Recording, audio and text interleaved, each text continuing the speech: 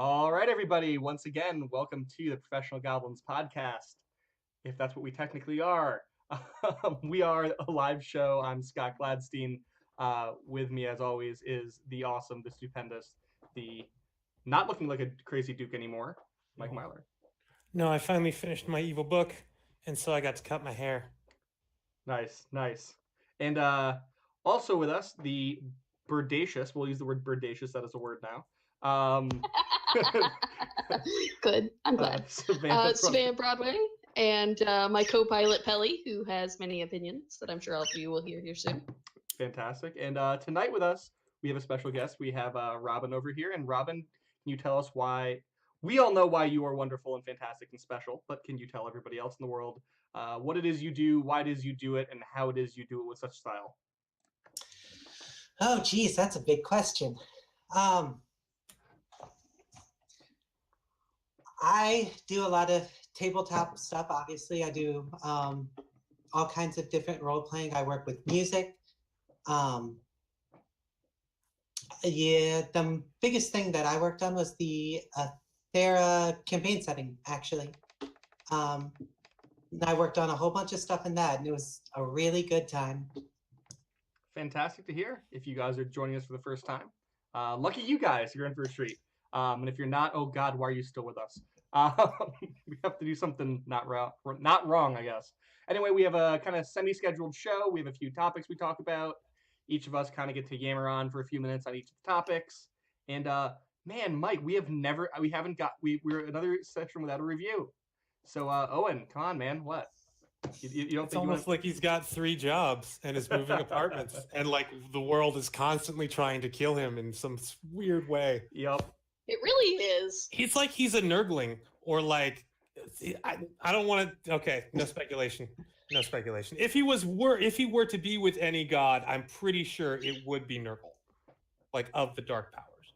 I see. I mean, that's the only way you can accomplish so much, I feel like.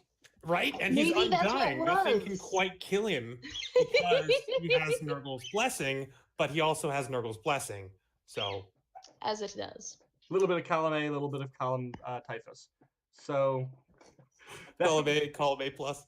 Yeah. So our first section is gaming stories. These are stories that either you yourself have partaken in, or if it's in the past, it's something that you learned something from. Does anyone have something tonight that they kind of want to lead in on? Robyn, do you want to go first? Oh, all right. So my lesson is one I've kind of learned over the years with several characters, and that's when the DM wants you to do something, just roll with it. I've had a lot of games over the years where somebody would spring something on me. My favorite was a game run, oh gosh, that game is like 10 years old now. It was run by Robert Books, of all people. It was set in a campaign setting of his called the Talus. And I played a character who I thought was just, a normal, well, as normal as you can be, ninja who's run away from her clan and all this stuff. And the DM had greater plans than that. Where eventually it was revealed that she was a member of an ancient race that constantly reincarnated, had this whole history I didn't know about. And there are so many people I know that when I tell them that story, like, and you just kind of let that happen. And here's the thing, when the DM wants to do something interesting with you, you let it happen. Because when you don't, that's when they're like, all right, I'm just going to push you over here for a bit, and I'm going to go do this other interesting plot bit until I figure out something you're going to like. That's cool. So was it like a Samsaran, or was it something different for the race? It was something different. It was something homebrewed. I think he put a version of it on his blog at some point. It was called the Cathari race. All right, cool. See, I'm glad like the GM handled that well, because a lot of times it ends up being GM Railroad. And it doesn't go great when they're like, by the way, you're now going to be this race. Oh, great! I'm glad my statistic adjustments changed. I'm a paladin. And I have -8 charisma. And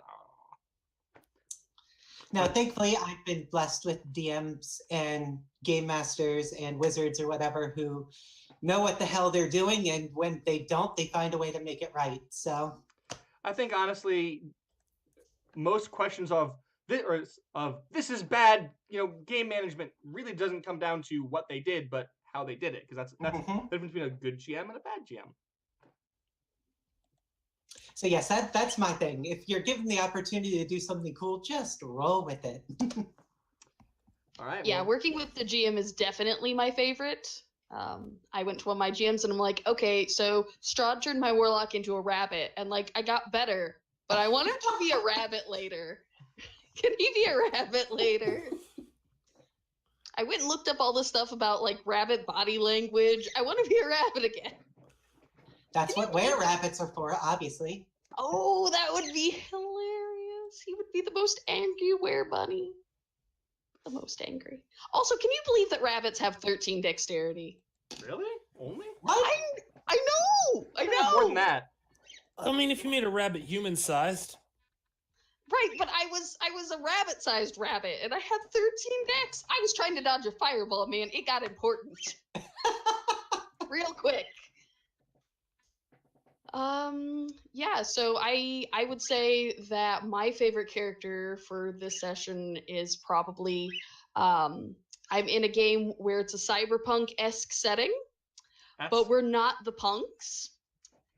And so the GM proposed this, and we're like, okay, so we're the bad guys? And she's like, no, you think that you're the good guys. You're just like, scions or attaches or whatever to like this rich family. And, you go around doing like the, what do they call it? Noblesse oblige, where, sort of the client patron, like we have to do things for the little people because, we have to. So we get to go out and do stuff like that. It's like, well, I still think that we're the bad guys, but okay.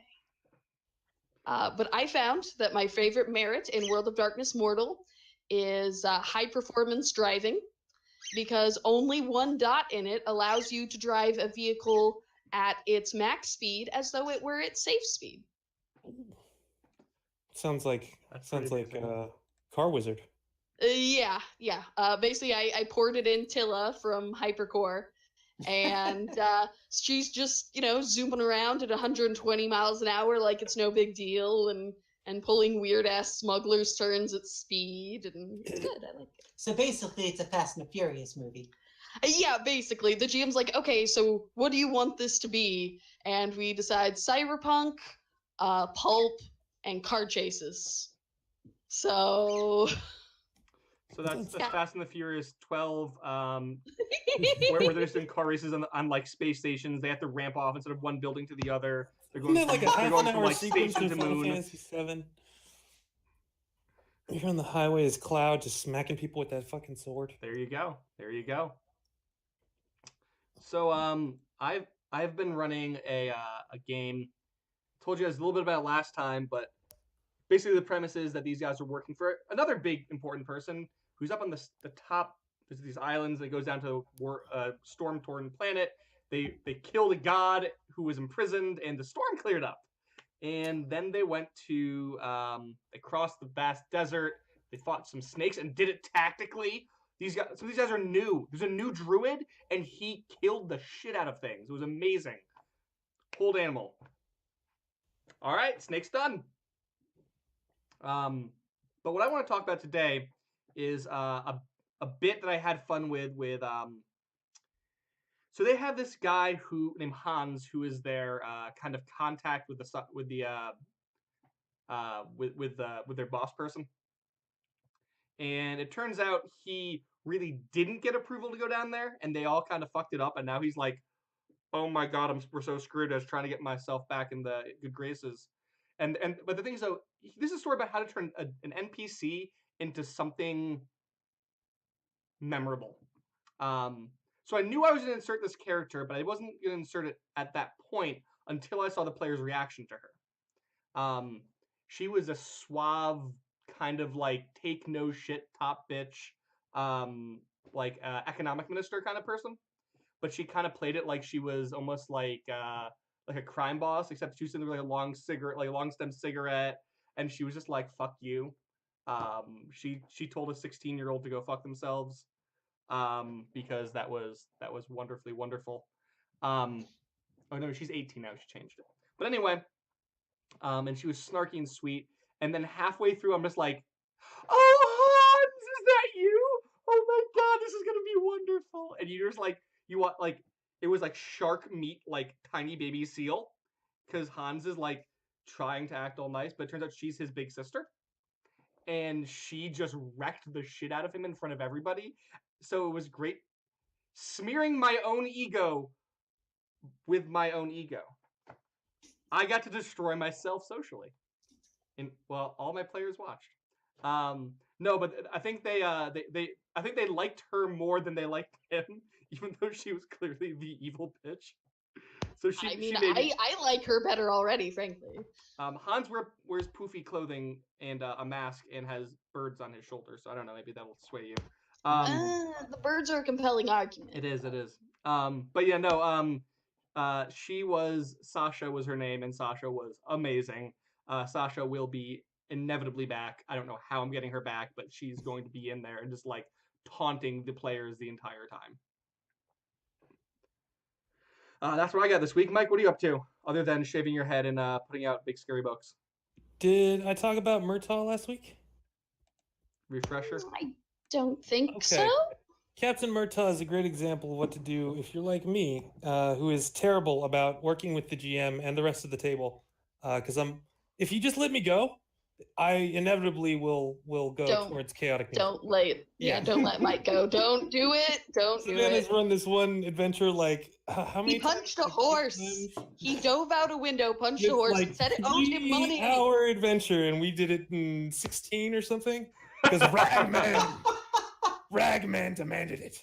But so yeah, I was like, all right, guys, like I'm gonna play something way out of the line here. So just in line with Mike. Good character, and I was like, okay, well, how can I play a lawful good character and not just be Mike here? And so I just copied one that I really like, and the one that I really like, I was like, okay, who's the lawful good character I like most in cinema and stuff that will work with the rest of the party and not like steal the show? Captain Murtaugh from Lethal Weapon. So I've been playing Captain Murtaugh from Lethal Weapon in a medieval City Watch game. And I'm like the lieutenant, always losing my shit over like the rest of the party not following regulations or like trying to get one up on the guard. And I'm like super, like all he wants to do is retire and collect his pension. That's no. And he's gonna die then. Like you were gonna die. Everywhere. And they're like finding these horns that summon the dark god of the storms and shit. And then, we could use all the horns to get an airship that flies. And he's like, nope, no, we ain't doing that. Let's get the horns of the people who can protect them, and we'll just call it a day. Like, he has no interest in this stuff. And I was like, guys, if you guys want to do Sky Pirates, that's great. I will make a new character for this. But Captain Murtaugh has zero interest whatsoever in flying off into the aether. He's about to retire. He's got like 5 kids. They're hell. Like, yeah. And I ended up doing like really cheap shit with him. So like he's a second level fighter, and then like a second level paladin, and then like I picked up Eldritch Knight archetype. So like he's got divine and arcane spells. And he's just this like terrible mishmash of responsibility. So to piggyback on that, Mike, and I really enjoy playing him, which is weird for me because like I hate lawful good characters, but like I really like Captain Murtaugh. So if you're having trouble finding a character you enjoy playing, and everyone wants you to play a specific alignment, try to think of a character you like from popular media of that alignment, and then port them into the world and play that character. So, Mike, I have a friend of mine who's a security guard at a prison. And he literally posted on Facebook that he's like 5 days from retiring. I'm like, no, Richard, don't do it. No, Don't do it. Don't go to work. That is what we call tempting fate. I know. Yeah. He's like, they might transfer me to Mike. I'm like, Richard, don't say anything. Stop. Get sick. Don't go in. It doesn't help. The great GM in the sky heard you, and now you are plotting. Why would you post this on Facebook? You know, it's become a meme like I love Richard, but Richard, if you died, I would, in your honor, because he's a total geek, I would take like a picture of that and put like a picture next to it and like of his obituary and just be like, he had 5 days left before he retired. and just make a meme out of it. And from up, he'd look down at me being like, I gotta decide if I want to have Murtaugh die in like glory or get to retire. Oh God, I that's gonna be a think hard you choice. should let the adventure decide, though. I mean, I know what the adventure's gonna decide because we're going into orc territory and like deep into orc territory. So like, Oh, we can't Yeah. stop here. This is orc country. yeah, No, you yeah, can't. yeah. We'll see. I will update y'all on the fate. I mean, of does his Captain family Murtaugh. get his pension if he dies gloriously? I think so. And he also like took all the money they got from like we could have walked away with like 30,000 gold from pirates, and he's like, no, we gotta turn this in. And the rest of the party's like, no, and he's like, I'm the boss, I'm turning it in. So we only got like 1,000 gold piece. And they're all like buying magic items and stuff. And he's like, I'm like, all right. So Murtaugh sighs and then like takes the money to his wife and is like, okay, so where are we gonna keep this money for you? And then put it in a bank Groceries. account. So that's what he did with his treasure. Put it in a Put it Roth in a bank IRA. account for his wife. Amazing. Yeah. Murtaugh's great. Like, just find that character archetype you really enjoy and just dig your heels in. So, are we ready to move on to the next section? Yeah. Sweet. Favorite working project? Favorite working project. Mike, I think you just had a favorite working project, Yes. and it might be on like being Kickstarted or something. We're gonna talk about that Oh, later. no, that's, I'm not talking about that here. I'm talking about what came out on Friday. Oh, So this is the Book of Exalted Darkness. It is amazing. I couldn't make the Book of Vile Darkness because it's not, this is for 5th edition, because the Book of Vile Darkness is not OGL. So I made the Book of Exalted Darkness, which is definitely not the Book of Vile Darkness Completely for 5th different. edition. It's completely different. Totally different. It is so different. There's a campaign setting inside that's all Decopunk that you are kind of there to destroy as villains. Sweet. And that it's- is literally the coolest thing. It is. And there's justification for being evil. So, like, all the technology runs on this stuff called an aqua, and it gives off a radiation that elongates the lives of creatures that are good of heart. So evil is just kind of like dying out. And you are one of the last evil people around, trying to like restore the balance. And Mike, it's finally out. It's finally out. It's already got 2 reviews. It's 5 for 5 so far from everybody. It's 414 pages. It's For me. fucking gorgeous. Let me just find the one piece where she did where all the celestial heroes are by one another, because that's the one that like captures Mike, the art you should style. post it on the feed because we don't have a very good quality camera from you. Oh, you can kind of see Kinda that. see it a little bit. That's still pretty rad. Yeah, she really killed the Decopunk style. Oh man. Yeah. And it's almost, I mean, like I did a really good job. I use a lot of different artwork normally, but only very specific pieces made it onto the good pages that were not done by Indy Martin. And then the evil pages, it kind of goes all over the place for art. But yeah, I don't know. I'm super proud of it. Mike, Check did it you, can you guys hear on the stream, by the way? Is everything good? Oh, I don't know. I didn't check. Just the double feed. check. But yeah, so yeah, I'm excited for that too. I've done wonderful. Thanks, Mike. Sorry about that. I've done evil shit too, and it's what hell. I told you I ran the evil game at one point. I was kind of like, man, if that book was out. Yeah. I'd like to do it for Pathfinder, but they have rules about that Yeah. would stop me from giving you rules for making baby cloaks. And And those like, are I not just can't have cloaks it. for babies; they're cloaks of babies. Yes, it's true. Yes. Cloaks of Important baby flesh. distinction. Yes. Yes, Make cloaks yes, for babies particularly in for the Pathfinder. babies. In fact, they would. Well, no. See, then you'd be giving character options to babies, which they also have concerns about. Although they do have that, like, no, they've been easier on the guys making the kid adventures, Yeah, where but you that's play because as a they're kid. like. because not you are the talking about- protagonist then, right? Yeah. Yeah, so and it's also not about stripping down the skin off the children. Said it's true. children. Yeah, yeah. No Yeah. cannibalist warlocks over there in the kids' games for Pathfinder. No. Unfortunately, that would have been my No, fucking Mike, even character, better. by the way. Yeah. 9-year-old Mike would have sat down and been like, I worship the meat. I eat everything I kill. Like, I'm not surprised at any of hmm. So, Savannah, Robyn, do you guys get something you're going on? that. Robyn, you want to go first? I recently, like a month and a half ago, we finished turnovers for the Aethera Field Guide, which is a kind of bestiary. It's almost like the Monster Codex Mm-hmm. for the creatures of Aethera. There's a lot of new and interesting stuff in it that hasn't really been seen before. I know I got to work on some just fabulous ideas that I hope make the cut into the final book. This is a space deco punk campaign setting Yes. for those of you. We have a lot of More deco deco punk punk. tonight, and that's weird. Oh, it's not. It's amazing. It's one of the best settings I've ever seen. No, and I mean I'm- just the fact that we have 2 deco punk things. Oh, I don't think there's any other deco punk things I can think of off the top of my head. Like, Eh, if you go out into indie RPGs, you might have better luck. yeah, a little bit. Yeah. Sorry, continue, please. but I'd never worked on monsters before working on that book, so that was a trip.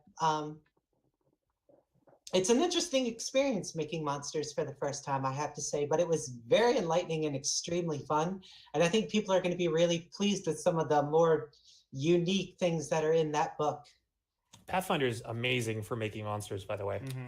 We got spoiled by Pathfinder's monster creation system. Mm-hmm. Yeah, we did. And that generator I posted up last week is awesome. Yeah. Open source. Cool. Do you know when that comes out? No. I don't. I believe that that's still in development. I can't speak too deeply on that, unfortunately. It's okay. Just wondering for folks who might be curious. All right. I'm sure we'll mention it. Yeah. But yeah, kind of a good segue. So I've been mentioning the Never-Ending Dungeon that's actually coming out Sunday. It would have come out last Sunday, but we decided we need another editing pass on it, 2 editing passes. Yeah. But we decided better put it in the oven for a little bit longer.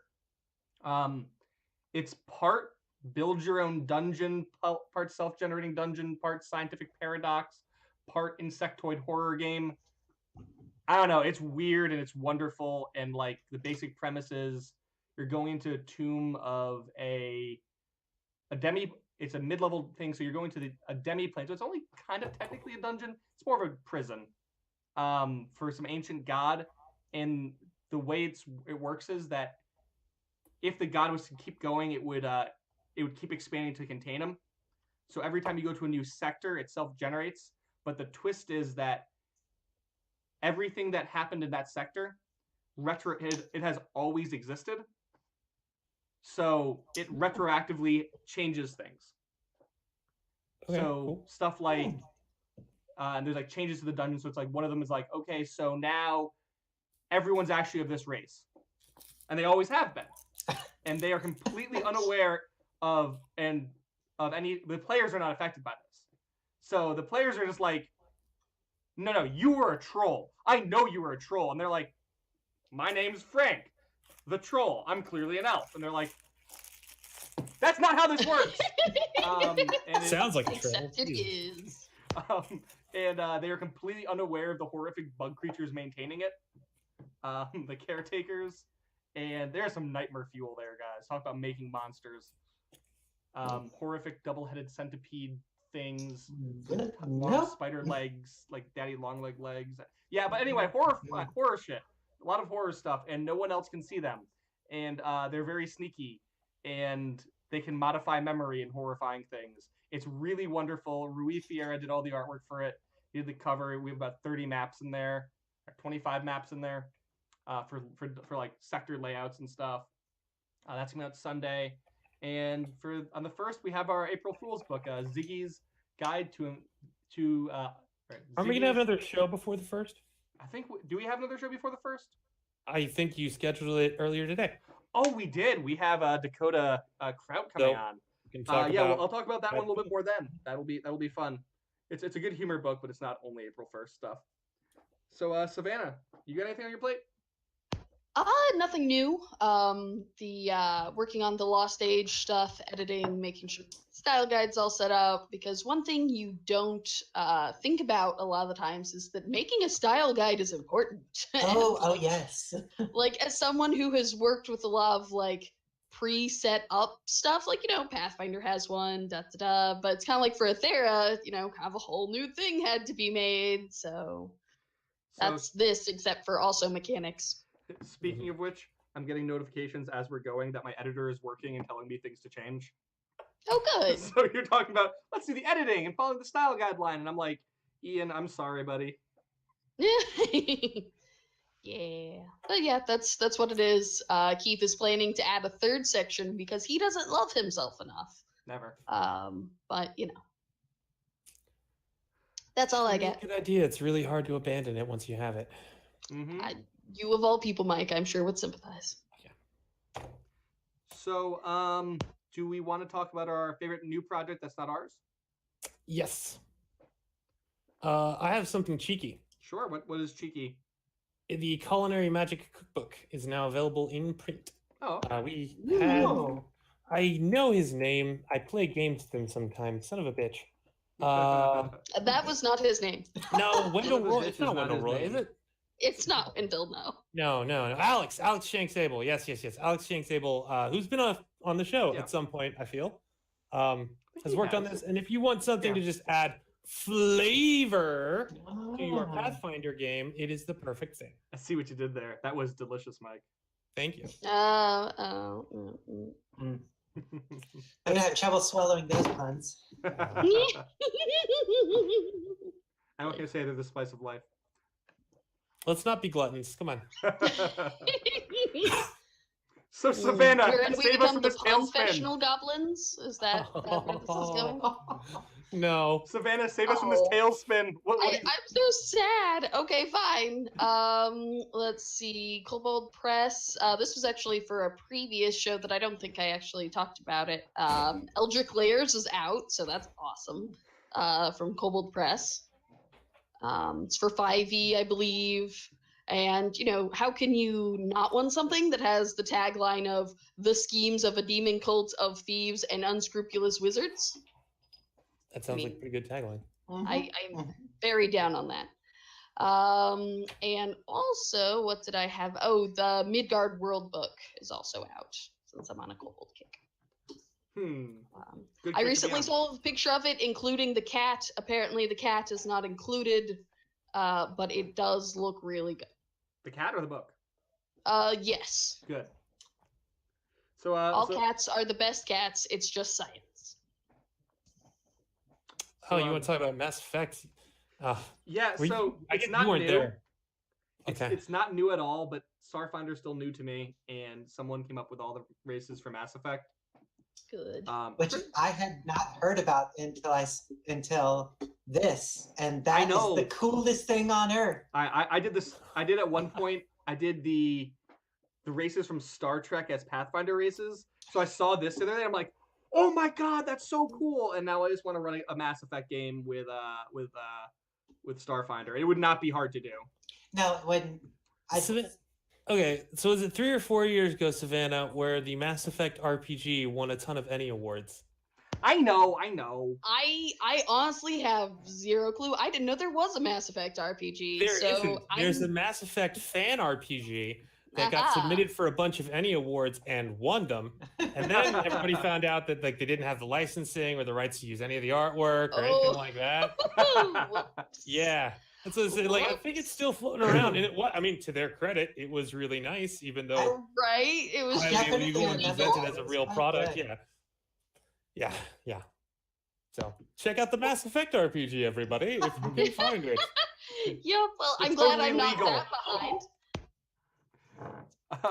So Robyn, what do you got that you're not involved with? I'm a bit behind on my releases and books. The last thing I picked up was actually, I think it came out in December, but I didn't pick it up until January and look at it. And that was the expanded New Paths Compendium that Kobold Press put out, since there's been a lot of Kobold Press tonight. And that book was absolutely fantastic. I love the original, with particularly seeing a class dedicated to a good necromancer was always something that I enjoyed. But the new classes that were in the New Paths Compendium expanded were fantastic. I was so happy to see a Pathfinder version of the Warlock among the Trickster, and so many other neat things were in that book. Cool. Yes, that sounds very good. We've talked about that one a few times in the show. I think it's a really solid book. So I think we're on a Pathfinder and Starfinder stuff tonight. Although I'm woefully out of touch. So long story short, they announced a bunch of new shit for Starfinder that's coming out.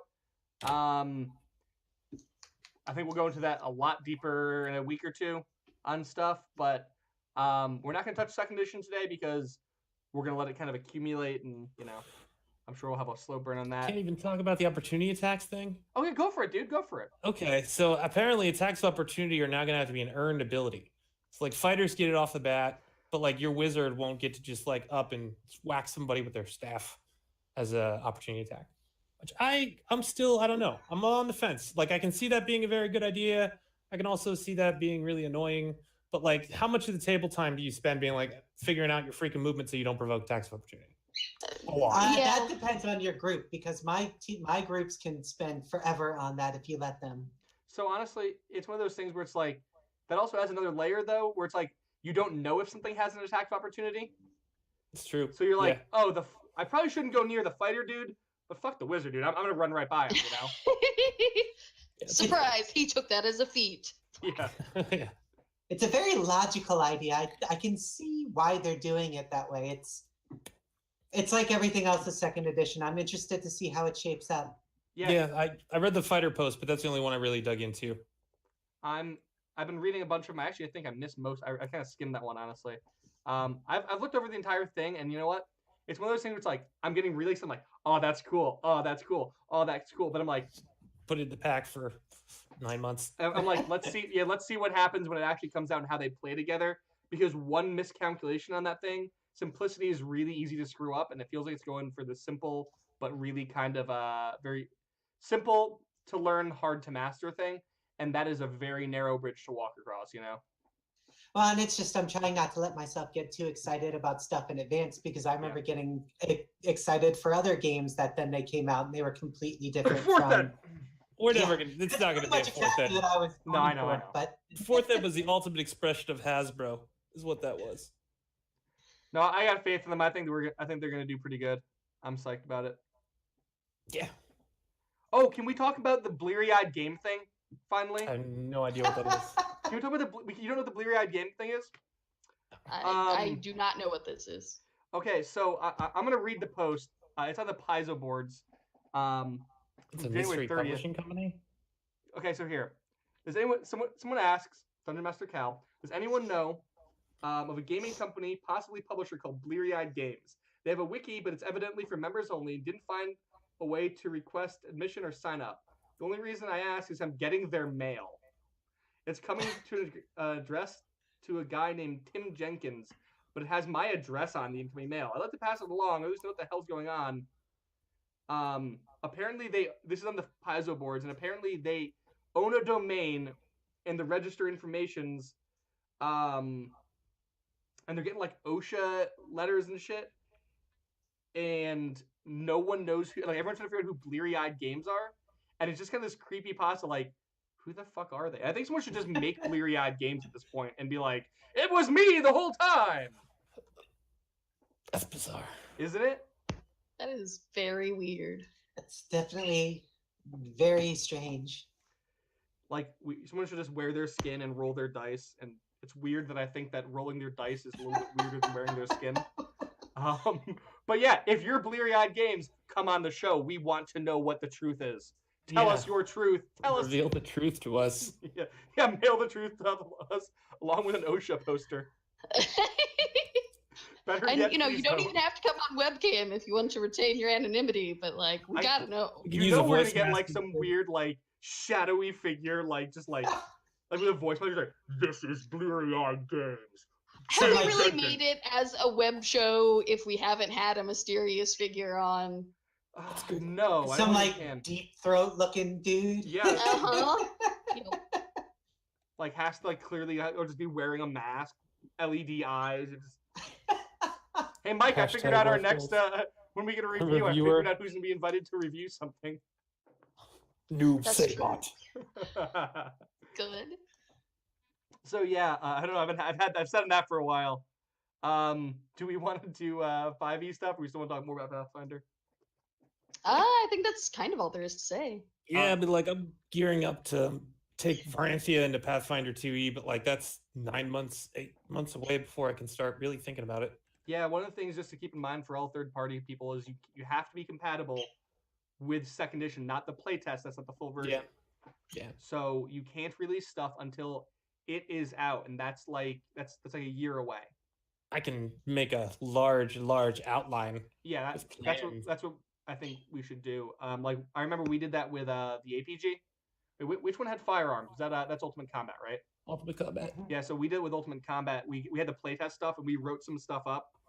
We waited till it released, and then we were like, okay, tweak, and put it out the next week. And so that's what a lot of people are going to do for Pathfinder Second Edition. We are. We'll take some names because we're still trying to figure out what to call Varanthia Codex Pathfinder 2E. I still like Oceans of Turmoil, but Oceans of Turmoil, was that suggested? I didn't see Oceans of Turmoil. I feel like it was suggested. Oh snap! That might be a really good one. Oh, but there we go. We just need to revisit it. Yeah, we'll figure it out. I'd like to get Rune in there somewhere, but it's so hard to get a Rune title without just being hokey at this point.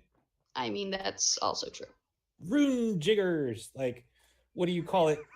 Honestly, what else do you call it, guys? Mike, that sounds like a racial slur, man. I don't know. I don't know what else to go with.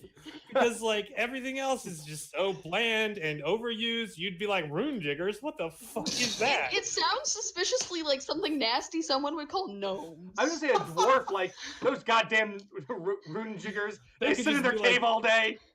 Yeah, it's like, Grandpa, no, stop. I might have to remember that for my campaign. It's not a racial slur against dwarves and gnomes. This is great. Thanks, Mike. Adding new content even while on air.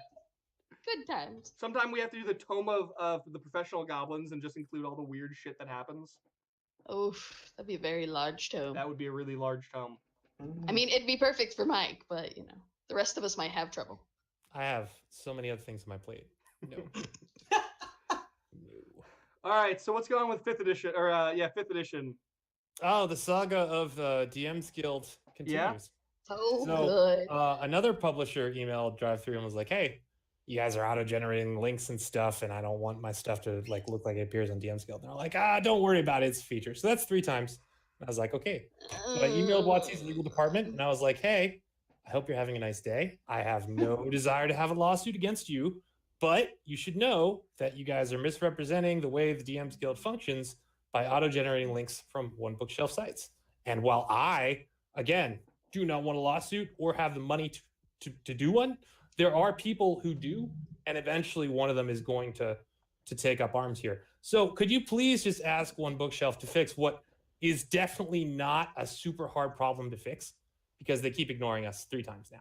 So I expect WotC's legal department to do something, because WotC's legal department is like a bunch of hungry Bane. sharks. Yeah, they should handle it soon. But I mean, like I've run into like a dozen people who thought that the only place they could publish is on the DM's Guild, and they gave up their creative ideas to the DM's Guild when they did that. Don't do it. I actually had an interesting situation with that this week, Mike, or maybe last week. So I have a fan who likes to do conversions of our stuff to 5e, and he would try to put it on DM's Guild. Well, they asked me about it, and I said, look, you actually don't have the rights to do that. And they went, what do you mean it's OGL? I'm like, first off, you can reference my stuff. And I've personally said, go do whatever you need to. But you can't give my rights away to a product that I wrote you don't have the authority to give that to DM's Guild. Yeah. So, and I felt bad because their stuff is really cool. And they're using Magic the Gathering art. And I'm like, I don't think you can use that either. No. But to be fair, they didn't know that that they were using Magic the Gathering art. They thought it was something from somewhere else. But no, it's actually pretty cool watching them convert stuff. I'm like, I get to have a fangasm from my own stuff. But they didn't know. They were like, really? That's how that works. I linked to the page. We're like, oh. Did you just also bookmark my complaining post on Facebook? No, I haven't. But okay. Mike, you have taught me much about that. I basically gave them a mic. And to be fair, if you're watching this person who you know who you are, you're awesome. Keep doing your thing. I will keep supporting you. And hell, if you want me to give you the art, I will give you the art to publish that for. And it's cool to see some of the stuff go up. But I'm just like, technically, legally, please don't. But hell, I wouldn't mind them putting up not little red versions of that, switching the names. I mean, they can do it on 5e compatible. Yep. Just not. I told them anywhere but DM's Guild. It cannot go on DM's Guild. Makes me so sad. All right. It does. Something less sad. Mordenkainen's Tome of Foes is coming out. I like Mordenkainen's Tome of Phones. That's even better. I'd take that. Better. I go after Tome of Phones. I can finally get stats for how my iPhone is against a Pixel. That's true. See, I was gonna say that it's actually just like a big leather, like big yellow, like phone book, like New York City phone book. Good. Good. Tome of Phones. It's like how in the SCA they refer to Facebook as the Tome of Faces. Yes. So Mike, tell us about this. I think it's just another bestiary, isn't it? Okay. I'm hoping it's at least like Volo's, where it had kind of some player stuff at the front and a little bit of more freeform rules at the back, and then like the middle chunk was pure bestiary. I hope they keep mixing it up a little bit rather than doing just a pure book. I mean, it's always nice to have more pages dedicated to monsters, but with the slow release for 5e stuff, it's always nice to get more stuff that I can use as a player in any book. Plus, it gets more people to buy stuff. So, I'm glad we didn't bother doing the devils and stuff, because guess what is in this book? Oh, well, there we go. I mean, gotta we're say, gonna kind of Dante's bouncing back Inferno, to but, like- Pathfinder, the more I use, Starfinder, more I use the Starfinder bestiary, the less excited I am about it. There's a lot of like, how to build your stuff. I'm like, but I just want a pre-made stat block. I need something where oh, here it is, Like, it's really easy and simple to make, but I really wish they'd used a little bit more of that book for, here's 500 more monsters, mhm. That's kind of how I feel about 5e in general. Like, I know you weren't referencing 5e, No, go for but it. like, it just seems like that's how it is. Like, with the backgrounds and the paladin oaths, like, none of it's complicated to make your own. But damn it, I don't want to make my own. I just want there to be a standard bodyguard background that I can just have. I don't want to make it up. Though I suppose it would probably be more fun to make up if I didn't generally get paid for making that shit up. Yeah, I was gonna say we gotta turn to the hypercore stuff for Starfinder in like I have it on schedule. I swear to God, it's on schedule for next month that I have to have Starfinder read. Ooh. The one of the things with you brought up was that with the options and 5e. I always have this weird thing where it's like I really like 5e because it's like it has the simple and easy like what happens in this situation? You get advantage. What happens in this situation? You get disadvantage. Mhm. But there's something to be said that I really gravitate towards in the here's 400 talents for your class. Go select one. And by the way, you can always take a combat feat instead, Mr. Rogue, or a ninja trick, or like that's something I really gravitate towards because I like to scroll through the list and go, oh my god, Vomit Twin is a spell. And that's one of the things like when I play 5e, I'm always kind of like reaching for it and like they're like, well, it's open ended. You can do all this stuff. I'm like, great. Now tell me the crazy weird shit because I got the toolbox. Now show me what I can make with the toolbox. The 500 things I can. So like the fundamental difference between Paizo's stuff and WotC's recent stuff, if you're thinking like you have a horsetail brush and it's being held up by electromagnetic energy, right? So it's flailed out. It's a wider flail no matter what level you're looking at with Pathfinder and Starfinder because of all those situational things. Mm-hmm. Where in 5e, it's like you're shooting a crossbow in the middle of a windstorm while you leap off the back of a truck and you have True Strike cast. So even though you have 5 reasons for disadvantage, your True Strike cancels it out because that's how it works. And it's good for simplicity, but it leaves like a lot of the design play space you have inside of encounters, it just narrows. When in doubt, advantage. Yeah. So, anything else for 5e? There's not official news, I don't think. Do you have unofficial news, Mike? I have some official RPG news Oh, go for that it. I know that nobody else does. Yeah. Rob Schwab is about to open up a store on his website for third-party products for Shadow of the Demon Lord. And I know that because I have the first one. Sneaky bastard. I love it. Yes. I still got to play a game with you guys of Shadow of the Demon Lord. I still haven't played it.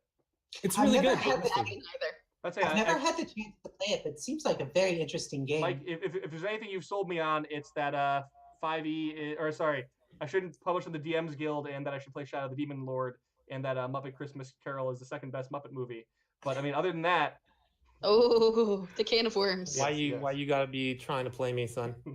What's well, wrong with I'll you? try to play Shadow Demon Lord. How's that? I'll play that.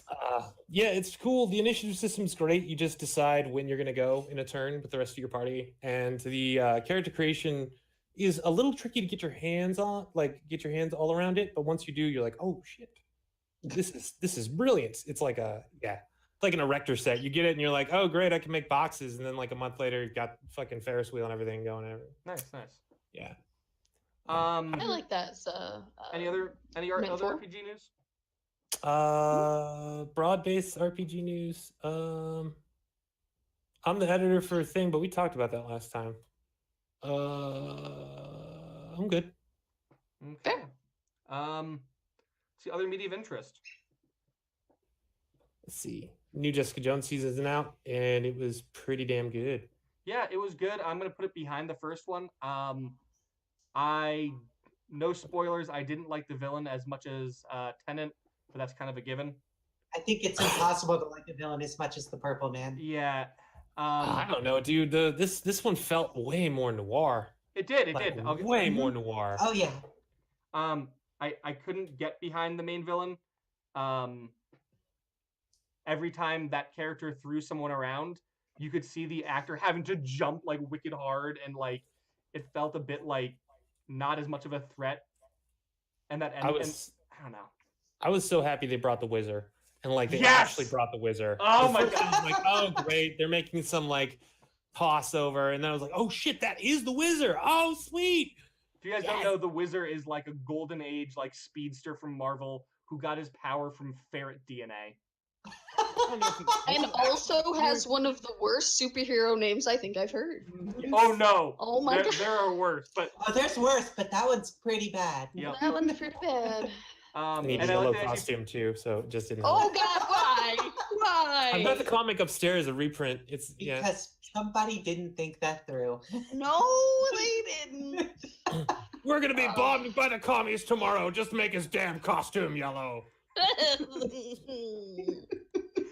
So I live tweeted or live Facebook posted my reactions to the series, and my part for that is just, holy crap, they just referenced the Wizard. This is my favorite thing ever. Holy crap, he's actually the Wizard. This is my favorite thing ever. Holy crap, he has a ferret. This is my favorite thing ever. And it just kept going down like on that reply of just like, holy crap, it's the Wizard. There was much less cameoing and stuff from other Marvel characters this season, but I was fine with that. I think they're kind of gun shy after the Defenders went less than A+. Yeah. I like Defenders, it just wasn't. Stupid Iron Fist and your dumbass Beach Boy haircut. What the fuck are you doing? Also, I finally watched Punisher. It's a slog to get through, man. It's not my cup of tea. I can appreciate it. Punisher is so good, but it is so rough to watch. Not enough death scenes. Like that's what I associate with the Punisher. I want to see people get like thrown under trains and stuff, and there's almost none of that. And I was like, come on. So Frank's gorilla grunts, which are like half the series of so it's just like it was Frank's gorilla grunts on one side and whoever he was fighting his gorilla grunt on the other side. So it was like we're gonna get and all of a sudden blah, blah, blah. And it just was this whole like clusterfuck of gorilla grunting, and I just like it didn't do it for me. I went all the way through it, and I can appreciate like the value and the message and the stuff, but then I just see Frank, and I'm just like, Frank, buddy. Frank, go fuck up, I don't know, Iron Fist. Do us all a favor, man. Just like hands down, best that's superhero true. show on TV, I think, is Black Lightning. I haven't seen it. I haven't seen it. I keep hearing it's good things. It's really good. Like every part about it is really good. The costume is not really good.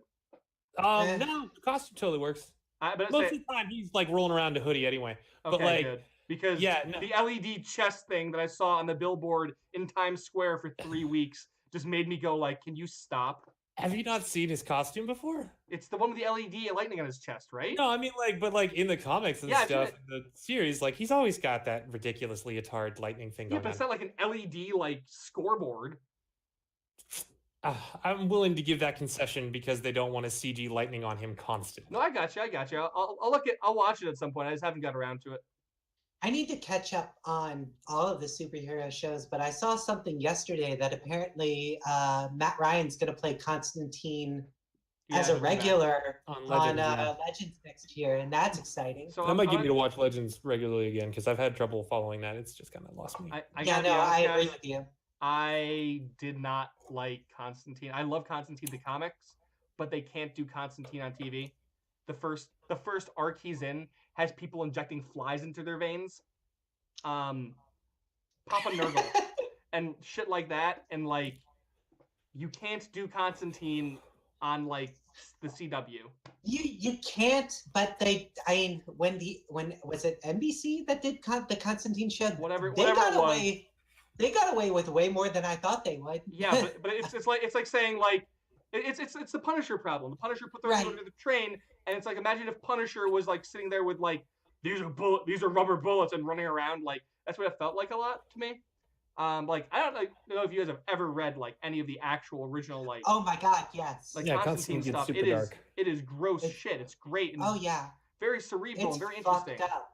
Well, Preacher should be coming back again soon. So there you go. Preacher is really good too. We got And the chat mentioned that Cloak and Dagger has a trailer out. I don't do trailers, but I'm interested in. I'll definitely watch Cloak and Dagger. you know they actually in Agents of Shield, not Agents of Shield, Agent Carter set up Cloak and Dagger. I believe you. They literally are like, oh shit, I'm wearing this cloak of dark energy, Oh yeah. and here's this thing, and here's that thing. I wonder if they're just gonna like ignore the shit out of that. That's on a completely different channel, so who knows? Yeah. Agent Carter, that was too bad. That was a good show. I I hated like. that show. I couldn't get into it at all. I hated that show. I'm way into period pieces, so there's that. Normally, so am I, but just something. I mean, I love. What's The her name? status quo who never played fucking Agent changed. Carter? That's why. It was a hokey script, and they definitely had like every script needs to be like this, guys. And then the writers were like, and they're like, no, back in the cage. You're gonna do it the way we said. Like, yeah. Let's see. Infinity felt like. Wars got moved up to the 27th. If you guys didn't hear, April 27th.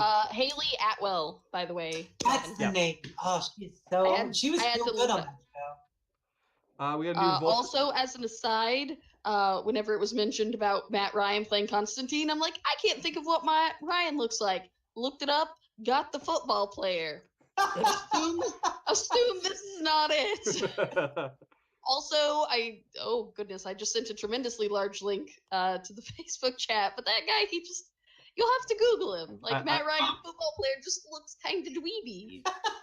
Like, he's definitely not Constantine. I'm sure he's fine. Let's see. Voltron, the new season came out. We had a whole 138 minutes of episodes, including the intro and outro. How much of it was the mechas moving around in space? Less than you'd think. It was actually a really good season. Okay. It was really solidly written, but again, we got a whole 6 episodes. They're like, this is a season. Like it's such a good show, and I'm not against them doing shorter seasons to get stuff out faster. But also, it goes by so fast. Like that's how the season. That's how Castlevania was. It was like what 3 or okay. So 6 Castlevania episodes? was a single movie broken into 3 episodes, so they could yeah, call it a season. exactly. It's a And preamble. It was It's a prequel. Yeah, it was also a pitch for the show. Yeah. Well, and so the script for that existed for 10 freaking years. Yeah. Warren Ellis had been shopping it around. Let's see. Luke Cage is coming out in June. Season 2 is coming out on June 22nd. Awesome. Can we finally talk about Black Panther? Yeah, I watched it. It was dope. Okay, I saw it a second time this week. So, or last week? Well, there you go. You watched it once for me because I haven't gotten to see it. I haven't got the chance either. Oh, go. Okay. So should we wait? I don't care about spoilers, so go for it. It's all up to Savannah. Guys. Oh, I like spoilers, so by all means. Spoilers. All right, so Claw was really likable, which is kind of the point. He should be, but there was no like flashing anger, like he's a complete fucking monster. It was like they tried to make him sympathetic, and I was, what are you doing? Claw, you mean? Yeah. Yeah. I mean, he was in Civil likable War which and is everything too. Likable and sympathetic for Claw is not right. No. As everyone said, yes, we got a very fucking good Killmonger. He's way more interesting than he was in the comics. Yeah, we got cool. Also, the one thing I know about Black Panther is that apparently a like 16, 17-year-old girl clenched her teeth so hard upon seeing him on screen, she broke her retainer. And her dentist or something posted about it on Twitter. Yes, and the girl replied like, "Oh my god, my orthodontist has me on blast." Yep. And then the dude paid for a new retainer. Yep. Yeah, I was gonna say, and then he stepped up and was like, "Here." I hope he hand delivered it, and she like just like broke down. Josh, into a ball. Dead. Yeah. One of the things that even though I saw it a second time in a different theater, the first like 15 minutes of the movie are super like in terms of like light in scene, really dark, and you can't see shit. And it still bothers me. I've seen it twice in 2 different theaters. It's still really dark compared to the rest of the movie. Did you guys see Saturday Night Live last week? No. They had a Black Panther thing. So like in the if you drink the Black Panther stuff, when you die, you go to like live with your ancestors in the afterworld. Okay. And he goes and like visits when he drinks, and like in the movie. Yeah. And Keenan is there as like the uncle that married into the family from Chicago. Oh, no. It was fucking great. He was like, "Oh man, don't leave. Whenever you leave, I change you to a warthog." And they changed the Panthers. They chase me around. It's terrible. Have a burger. Have a burger. Oh, this is still frozen. Give me a minute. Like, yeah, it was a really good SNL skit. Stood out. I was like, because most of the time when they try to do those tie-ins, it's just like, but that was, yeah. But yeah, that was a legit great movie, dude. Like, that had the potential to really just train wreck at like 5 different points.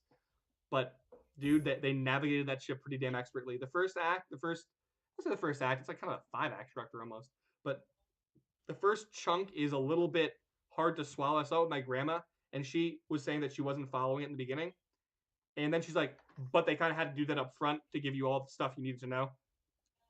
And yeah, then there's a with the flashback repetition thing. of it, all the callbacks to the initial stuff, it pieces it together really nicely. Yeah, I dug it. It would have been nice to get a Captain America cameo somewhere in there. But, You stayed through the credits, right?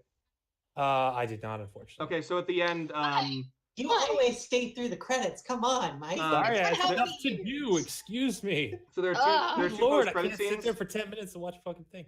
What? There are 2 post-credit scenes. One is T'Challa talking at the UN and kind of announcing Wakanda exists and we're not like backwards. Yeah. And the second one is Bucky steps out of a hut in Wakanda, and they refer to him as the White Wolf.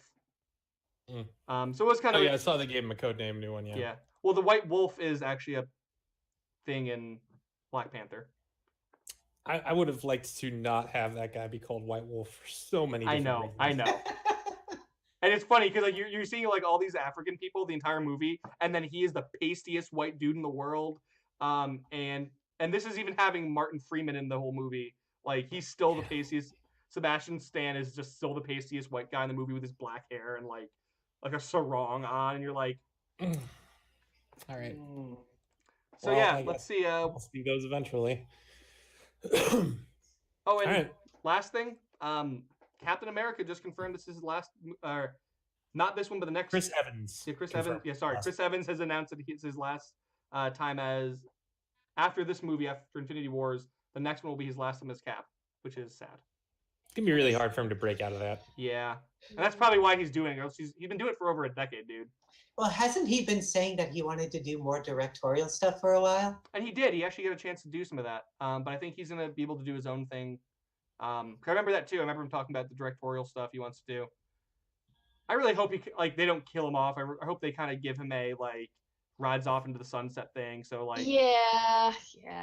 So they will. I'd like to see that too, but knowing them, they're gonna try and stick to the comics, and I just don't know how I feel about that. They haven't stuck to anything in the comics. Are you kidding me? Well, I mean, but they're gonna stick to the loose mythology. It would be sweet if that was like Nomad. I would dig into that if he went Nomad. I'd say that's what he's supposed to be in the upcoming ones. He has no star in his chest and everything. I think they referred to him as the Nomad at one point. I'm like, oh really? Yeah, because that's a big deal in Captain America. I think that's what they're supposed to do right now with him without. It was when they tried to. It was actually one of the cooler, larger arcs in '90s Captain America. But they tried to deal with homegrown terrorism after Waco. Yep. And that's what Nomad is. He's Captain America, homegrown terrorist. So he also had the lowest. and mind you, it's not there's two Steve Rogers essentially. Yeah. So yeah. Let's say Nomad also had the lowest V of like any superhero costume. Like the neck goes down to his crotch. It's almost like Disco Nightwing.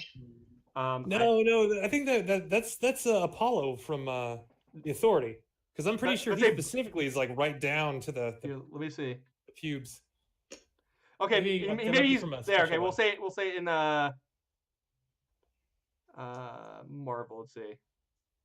But yeah, no, that's cool. I'm glad they're there, and it's definitely time for them to address that, and a good segue out for him. Yeah, I don't know, that'd be cool. I'm a big fan of the Cap movies. I've always been a big fan of Cap. Don't know if you can see this, but it goes down to the belt line on him. Yeah. Oh wow. But then we also have the mid '90s Nomad, where he had where he was just like Rob Liefeld's wet dream, but like. That belt. It just looked like Power Man with a red wig on. Yeah, pretty much. So Wonder Man. Yeah, Wonder Man. Do you guys want to do we want to move on? Yes. Yeah. The next section is current Kickstarters. Okay. I got Mike, my Kickstarter going on. Are you doing a Kickstarter? Yes. We got some more money while I was not looking. It is a great thing. So it's for Mists of Akuma, which already exists. It's a Eastern Fantasy Noir steampunk campaign setting that is loosely based on Japan and informed by many other cultures. It is totally awesome. You can get this book and the player's book, which is like all the GM info stripped out, as part of the Kickstarter. But the Kickstarter itself is for a mega adventure that takes place in Sanbaoshi, which is the urban metropolis and capital of like all of Soberin. And basically, a couple hundred years ago, these clans got into a fight called the Battle of Broken Spears, and nobody could really be declared the winner. And they've been squabbling over it ever since. And the occupation of the country, or the continent, by foreigners has recently ended, and they're celebrating the 10th anniversary by having these decreed marriages between those four clans to like end their squabbles. And your PCs are in the middle of it. They try to get like a bunch of people try to lure you into messing up the weddings or saving the weddings and so on and so forth. And goes up through 10th. And then there's a bunch of iconics. So there's pre-generated characters, builds from 3rd to 10th level that you can play as yourself, or you can make your own characters, and then they become rivals for the party. And then the third part of it is Adventure Path, which takes all of the existing adventures that my cat is standing on now and collects them into one hardcover that like narratively ties them all together because they're already sequential. Cool. With extra information on shinobi clans and like guild merchant wars and stuff like that. Hey, Mike, is that the kind of the story you were telling us about that party you ran through? I mean, I've run a lot of people through. Yeah. Imperial Matchmaker is actually from the first Kickstarter, because one guy was a super backer, so I made a really big campaign for him, and then I was like, oh my god, I have a whole book here. So yeah, it's like, wait, I wrote a campaign. I should sell this. Yeah, and it's dope. You can download a bunch of free PDFs. One of them is like 40 or 50 pages, and it's just like, here's Soberin. So if you're just new to the world, or you're playing and new to the world, download that one. It's called the Soberin Primer. And then there are 8 other PDFs, all illustrated by Claudio Pozis. They're all freaking gorgeous. And they are. Natsu looks like a badass. Yeah, Natsuko, who was one of the playtesting characters from Mists of Akuma. And Piasu, who is my baby. He's one of those Kojiro warriors. Got the machine armor. Oh, he's so cool. And Candon and Natsuko and Lan all made the transition from the original Kickstarter over to here. It's cool. It's good. Hey, look, that's why they're called iconics, right? Yeah. Oh man. Yeah. It was cool figuring out like, okay guys, so I know that we're having the undead ninja, we're having the machine warrior guy. Who else do we want to have? I know we're having the Tsukugami mask dude that possesses people. Like, what do you guys care about? And Savannah was like, Natsuko. Yep. Yeah. With her smarmy snake buddy Hiba. Yeah. And then Mike was quick to jump on Lan. And then Luis picked out this really cool Tengu warlock from the future who uses her ancestors as her pack patron. Nice. And then he got hired by Paizo and was like, I have to go do other stuff. I was like, no, I ordered the artwork, you bastard. So Rin is in there too, and cool. And the last vestige that we're gonna have from Luis for 5e stuff, probably forever for 5e stuff. I think I'll be able to convince him to come back for Starfinder, Pathfinder stuff, but not not anything that's not in his 5-day work week wheelhouse. So Yeah. So let's see. We got Batman: The Gotham City Chronicles. Ooh. It's from Obsidian, so like Obsidian Entertainment. Oh. Or sorry, Monolith. And the video's kind of cool, but then I realized some of the stuff is a little janky, and the voice acting is, because they're a French studio, is very clearly like a bunch of French people trying to voice Batman and Catwoman. And like, you can kind of hear the accent a little bit. They don't talk much, but I'm like, the video's like Amazing. 75% cool, but look at the models. Oh, the models look Oh my amazing. God. For The starting pledge is $140. It's $140 and it's Kickstarter exclusive. They're not selling it elsewhere. And the all-in is like $270 or something? 320. 320. Okay, 320. But I was like, wow, $3 million. How'd they make that? And then I looked at the pledges. And so, was like, ah. so look at the scroll down though and keep scrolling down. Each one of those expansions is what you get. I would buy the shit out of that because I would have the coolest damn collection of DC minis in the entire fucking world. And all the maps and all the this and all of that. It is just so cool. I would just be like, guys, we're playing a DC game. I don't fucking care. Come to my house. There's just so many great characters in those models too. Like, it's amazing to look at. Yeah. They should just keep releasing those things. The carnivorous plants are really cute, I think. Yeah. There's one thing that weirds me out is they have two different types of civilians. One's called like a citizen, and one's called like, what's it called? It's like bystander or something. And they have a prissy like girl with a suitcase, and then this straight hobo who I thought was like made of rags until I realized that's a beard, not like a head wrap or something. No. And I'm just like, Oh no. what is the difference between a bystander and a citizen? That's not really like one of these people is like all about gentrification. The other person is not. The person they're replacing. So let's put the bystanders here and have the citizens just buy all their lattes and go over here. Great. I was like, not so great. Bystander always reminds me of old world, like White Wolf Hunter. Bystanders were essentially people who like had their moment when they could have like fought the supernatural and got powers, and instead they hesitated, and so they're just cursed to see monsters but never have the powers to fight them. Oh, that sucks. So see, that's why he has the scraggledy beard. He sees vampires everywhere. And he's just cray-cray. He's very upset. That's really unfortunate. But yeah, it's fucking cool. So it's this Jane Austen role-playing game. This is literally the coolest thing I have seen in a long time. I was just talking about Jane Austen with someone as part of an RP thing last night, so seeing this feels very relevant to me. So what's going on with it? What's it about? Other than it's an RPG? I assume it's romance novel stuff, right? Isn't that what Jane Austen wrote? Kind of, yeah. It's like period romance novels. She didn't write like future romance. Yeah, and it seems very much to be. I mean, it's called Good Society, so it's very much an interaction-based thing. It seems like, you know, high society romance kind of thing. Romance, scandal, manners. So is the expansion going to be Pride, Prejudice, and Zombies? That would be so awesome. So you can romance a zombie? Oh my god, I love you, brains. Yes, I know you value me for my brains. Oh, so refreshing. Good. Brains. Yes, we've been over this. I really like the art. He's very cutesy. Almost. Apparently one of the PDFs is Pride, Prejudice, and Practical Magics. Oh, okay. Yes, please.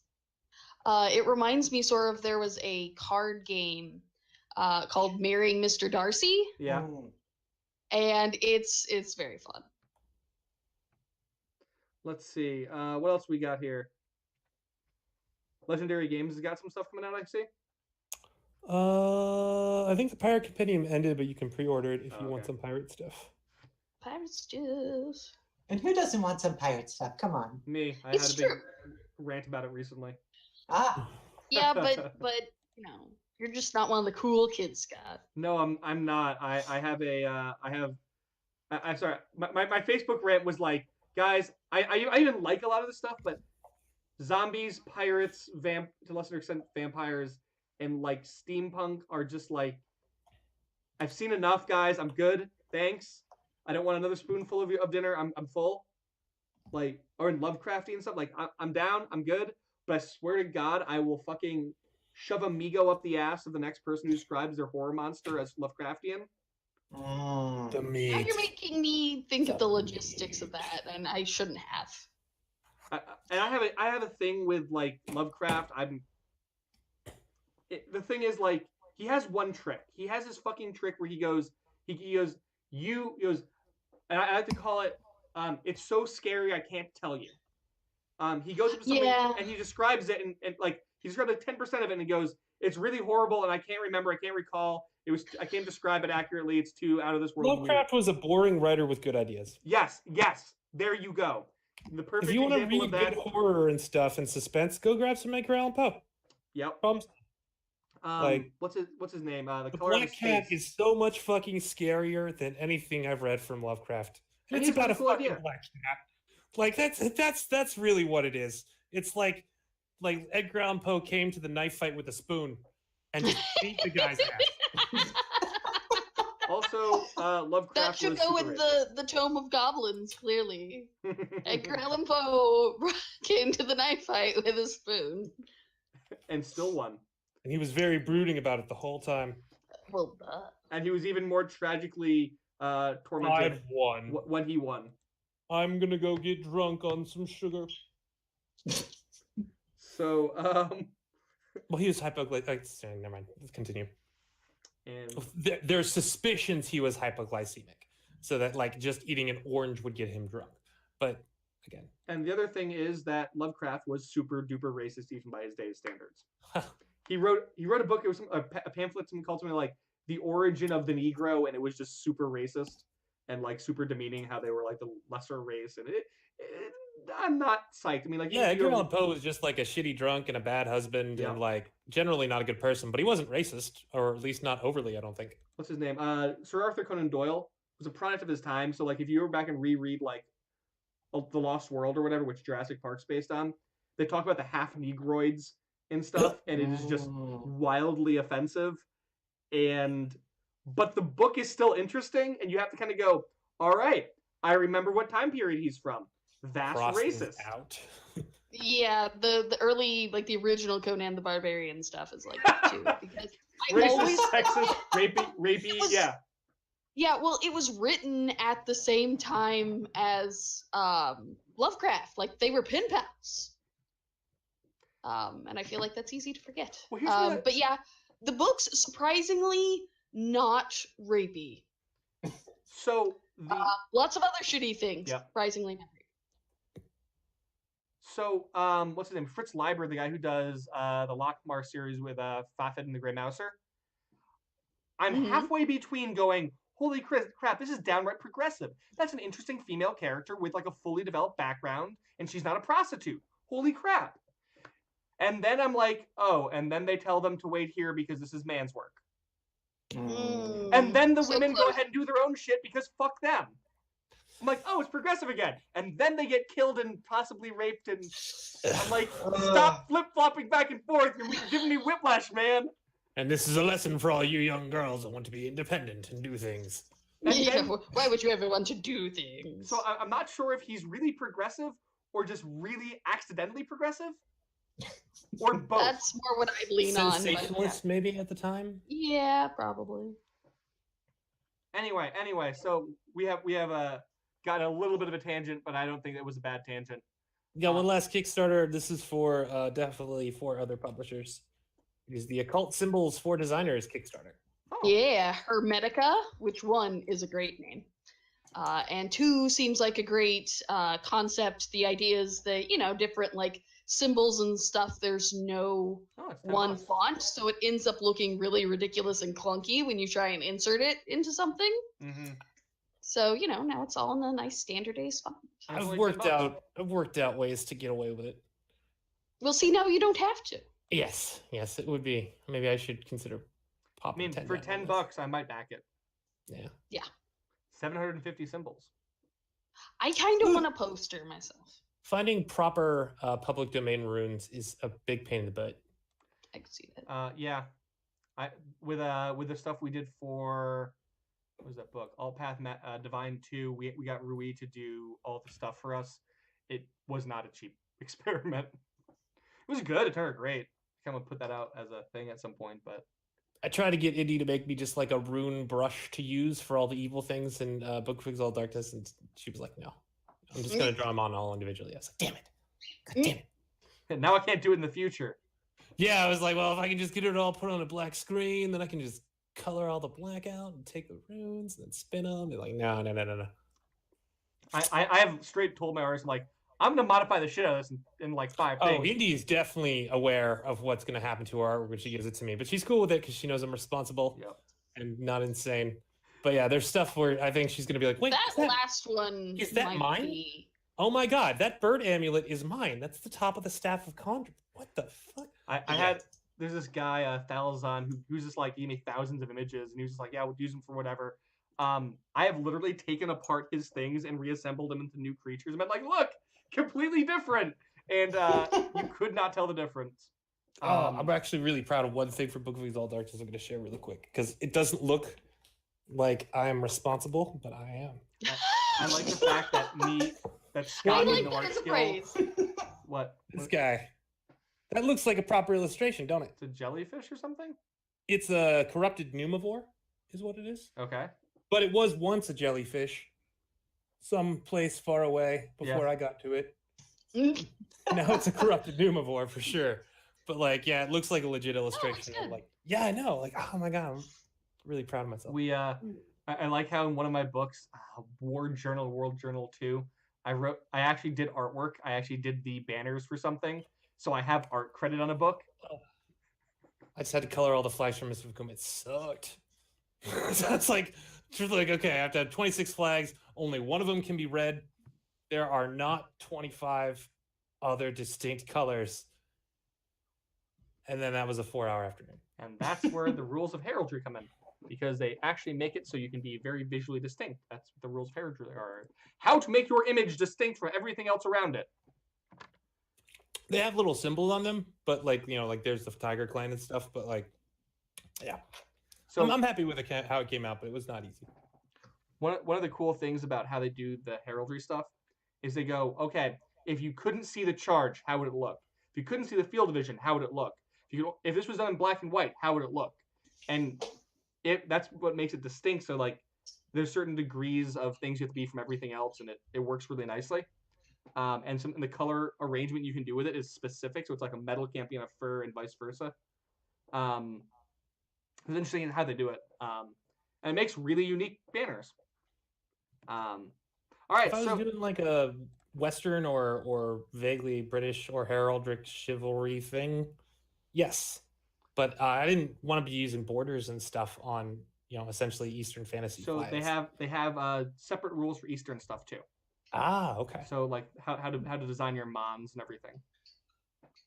All right, so I think we've gotten to the part where Robyn, you get to pick a topic you want to talk about, and basically we can you can gab about it with us for what, we got 5-10 more minutes, I think. 9 minutes. Yeah, 9 whole more minutes. This is pretty good. So Robyn, take it away. What is it that is on your mind, my dear? So one of my favorite things in tabletop is and kind of in life in general is music, and the amazing and creative ways you can apply it to tabletop to kind of get people's attention and make it memorable. So I kind of wanted to talk about ways of using music in terms of storytelling. And it's something that I have a lot of experience with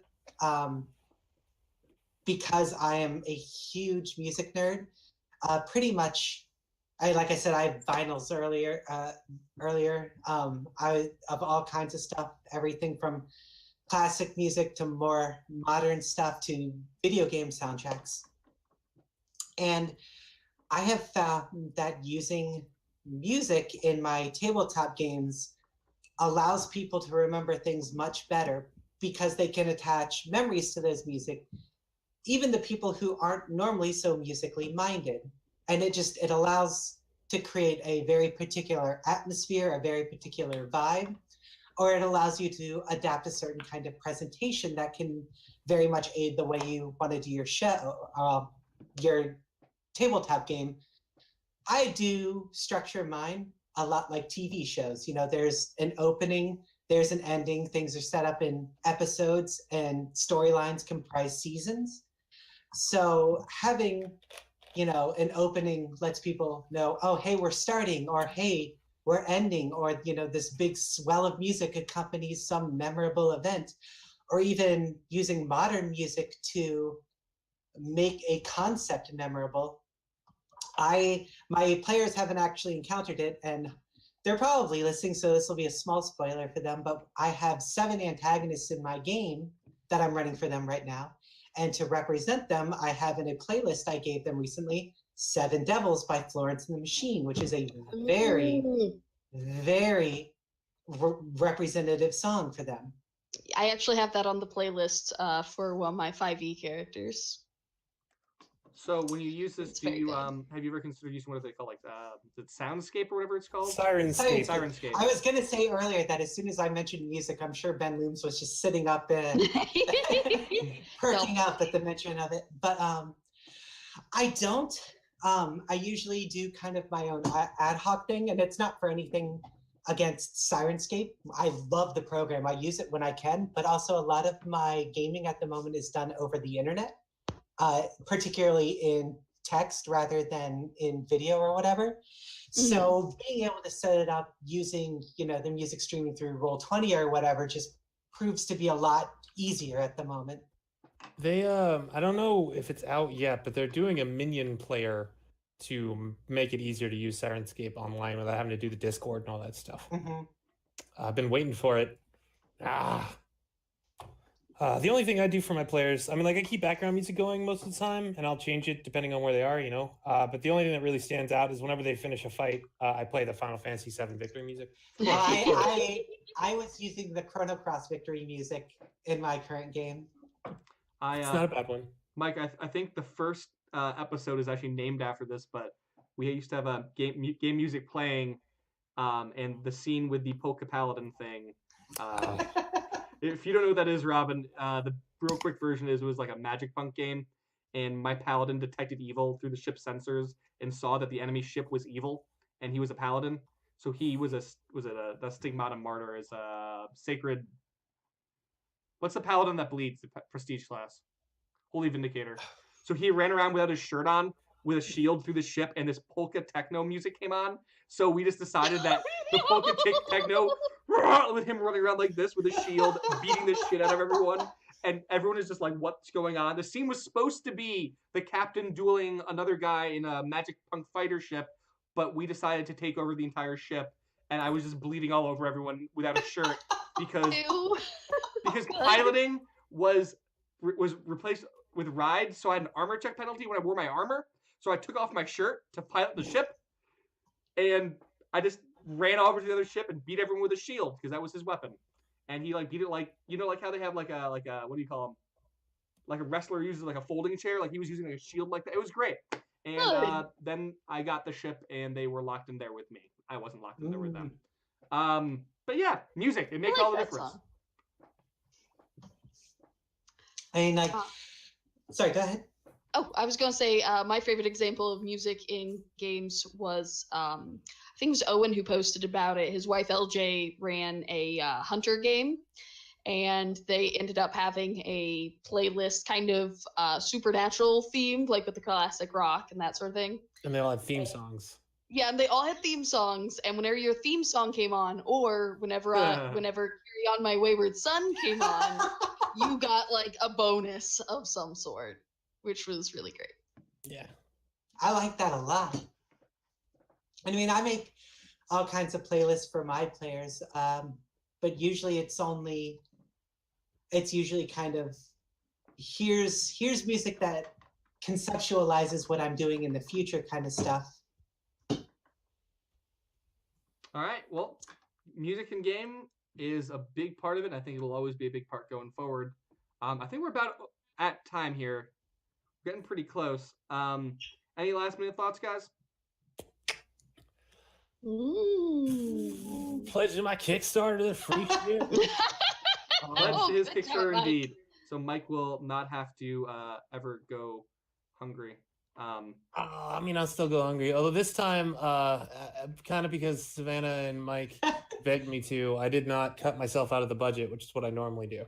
Good. I'm Yeah. planning my It's thing. not so I've much pledged begging myself as to. we like have bludgeoned you with the idea for 2 years, Yeah, but you know. yeah. So We're Though discussing. I'm not entirely sure if Mike lives off anything other than cigarettes and like bloody mindedness, so his cost of living is probably Soda. pretty light. soda. Ah, there we go. Yeah. We were just doing a Kickstarter budgeting thing today, and I was like, and then I forgot myself. Shit. Oh no! The chat says, "To heck with all rune jiggers."